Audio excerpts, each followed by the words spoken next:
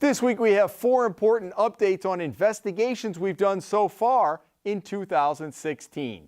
Many of you have asked about the Johnston Town councilwoman who's been sending her triplets to Narragansett High School for the past 2 years. Well, this week we find there are big changes in store for her and her family. Then why don't you just move to Narragansett? Because I love Johnston. That was the answer Town Council Vice President Stephanie Manzi gave us in March when we wanted to know why she continued to live in Johnston, much of the time with her 16-year-old triplets, and make the 45-minute trip to Narragansett High School many of the weekday mornings we saw her over the course of a 2-month investigation. Our story prompted investigations in both Narragansett and Johnston, where Manzi and her husband were getting a 20% yearly homestead tax exemption on this house. Johnston determined Manzi was violating the conditions of the homestead because her husband claimed residency in Narragansett, allowing the children to go to school there. And it ordered her to repay nearly $1,750 in back homestead and penalties. Her lawyer told us last month she might appeal, but we found out Manzi has done just the opposite, cutting a check to the town, then putting the couple's Johnston home on the market last week, listed by Century 21 for $319,000. Neither she nor her lawyer responded to multiple emails we sent, but sources tell us she decided not to run for her council seat, and instead the family will be moving to Narragansett, where they already own this 784-square-foot cottage that Paul Manzi claims was his full-time residency already. No word on whether they will expand the cottage or buy another property. After years of being ignored, dozens of residents along a stretch of Route 116 in Smithfield are finally getting new mailboxes this summer, after our investigation showed that the Rhode Island Department of Transportation dropped the ball when it came to customer service. Tony Paulsino articulated the frustration of his neighbors when he described his dealings with the DOT, which had insisted on installing its own mailboxes when Route 116 was repaved 5 years ago. When his mailbox was knocked down, ironically by state plows every winter, he called a woman at DOT for help. Called her, she never called me back. It's aggravating, and you can't get through to nobody, and they laugh at you. After we sent pictures of what we'd found to DOT, Director Peter Alviti pledged to replace all of the boxes the state had installed on 116. And Managing Engineer Robert Rocchio said the department needed to reevaluate the design, which was meant to be safer in case drivers ran into the boxes.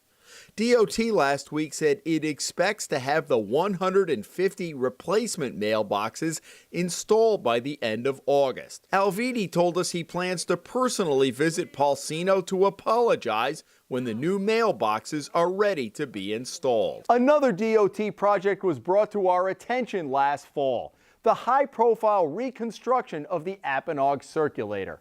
One Warwick resident told us the state has been ignoring its own construction codes. And he says not much has changed over the past 6 months, even though he's repeatedly called to complain. The Apponaug project is still ahead of schedule, and when it's complete, will significantly change the traffic pattern in one of the state's more congested and confusing areas. Last fall, we spoke with Rob Cody, a Warwick resident who works as a construction inspector and travels through the Apponaug Circulator up to half a dozen times a day. Cody pointed out what he said was improper compaction and a lack of required dust mitigation, confirmed in construction reports we reviewed as part of our investigation.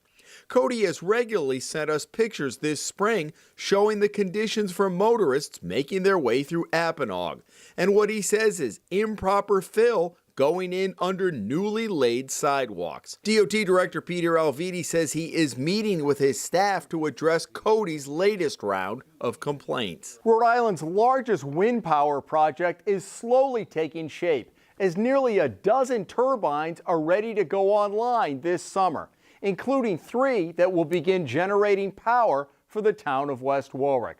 But the project's developer ran into some controversy at the end of the General Assembly session. The turbines arrived at Quonset Point in May, coming overseas from Germany.